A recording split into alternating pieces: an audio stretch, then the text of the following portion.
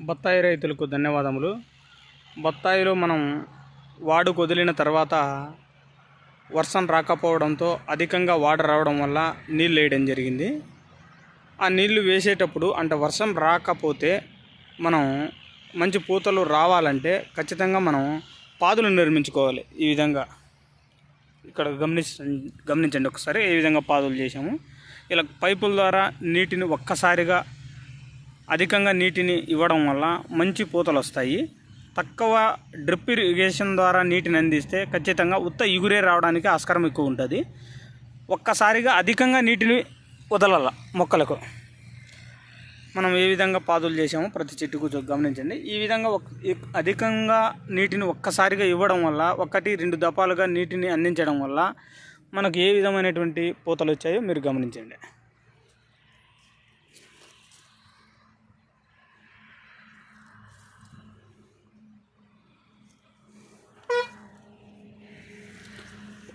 ఇలా ఒక్కసారిగా నీటిని ఇవ్వడం వల్ల అధిక పూతను మనం తెప్పించుకోగలము.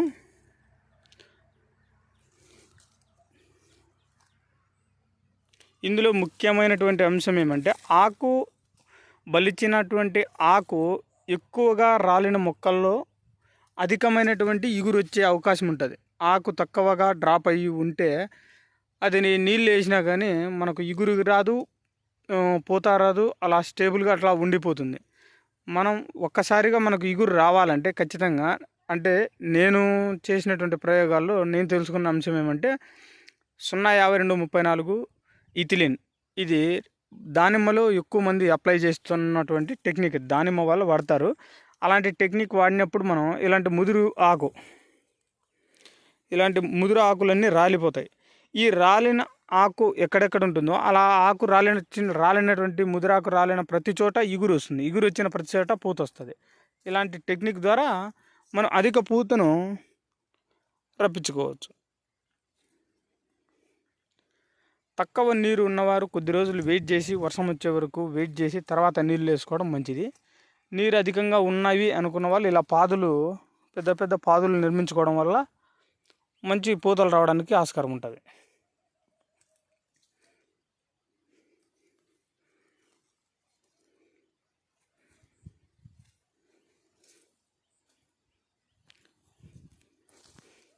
కటింగ్ బాగా చేయడం వల్ల లోపల కాపు ఎక్కువ ఉంటుంది. దీనివల్ల కాయ ఎండబెట్ట రాకుండా ఆకుపొడతో మంచి నాణ్యమైన కాయ మార్కెట్కి మనం తీసుకోవచ్చు. మంచి ధర పలుకుతుంది.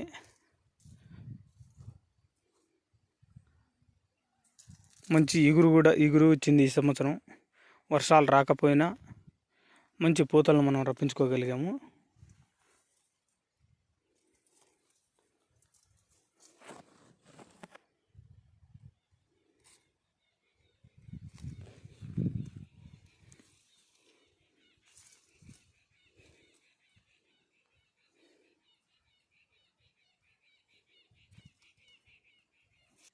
ఒక్కసారిగా నీటిని అందించడం వల్ల ఏ విధమైనటువంటి ఇగురు వచ్చేసిందో గమనించండి.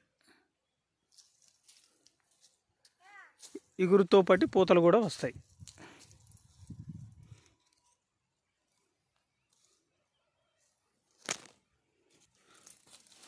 మనం మొక్క యొక్క కటింగ్ ఏ విధంగా చేసామో చూడండి, గమనించండి. ఫ్రీగా ఉండాలి, గాలి వెలుతురు సరిగా తగిలేటట్టు అయితేనే.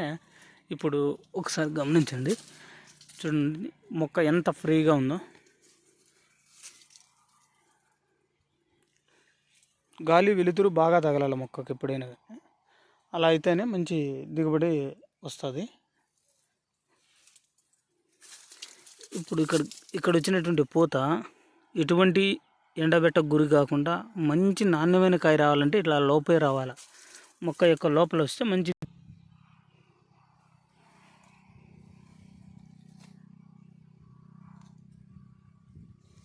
మరీ మొక్కలో అధిక పూత వచ్చి అధిక కాపు కాస్తుంది అనుకోకూడదు. మధ్య రకంగానే పూతలు రావాలి. అధికంగా వచ్చినా ఇదంతా డ్రాప్ అయ్యేది అన్నమాట. మీడియంగా వచ్చిన పంటను మనం నీటికి చూసుకుంటే చాలు. ఇంత పూత వచ్చినా కానీ ఇదంతా నిలబడుతుందని కూడా మన భ్రమ. చూడండి పూతలు ఏ విధంగా వచ్చాయో.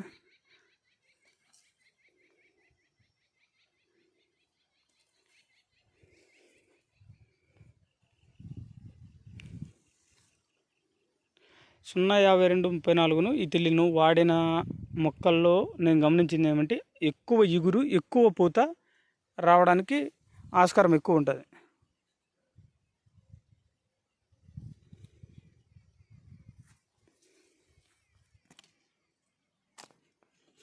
ఇంత పూత వచ్చినా ఇదంతా నిలబడదు, మనకు మధ్య రకంగా వచ్చినా మంచిది.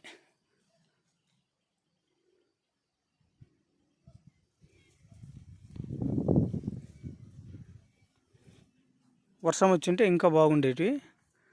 వర్షం రాకపోవడం వల్ల కొంచెం తక్కువ వచ్చినా మనకు మొక్కకు అవసరం నిమిత్తం బాగానే వచ్చేది పూత. దీన్ని జాగ్రత్తగా మందులు స్ప్రే చేసుకొని చూసుకుంటే మంచిది.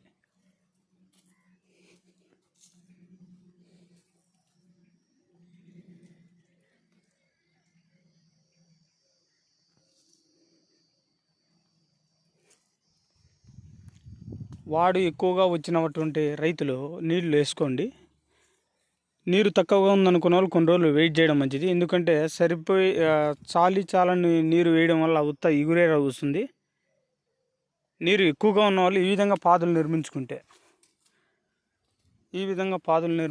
పైపుల ద్వారా ఇవ్వడం వల్ల, పెద్ద పెద్ద పాదులు నిర్మించడం వల్ల, ఒక్కసారిగా అధికంగా నీరు ఇవ్వడం వల్ల మంచి పూత రావడానికి ఎక్కువ ఆస్కారం ఉంటుంది. వాన వస్తే ఇట్లాంటి కష్టాలు ఏమి ఉండవు అన్నమాట.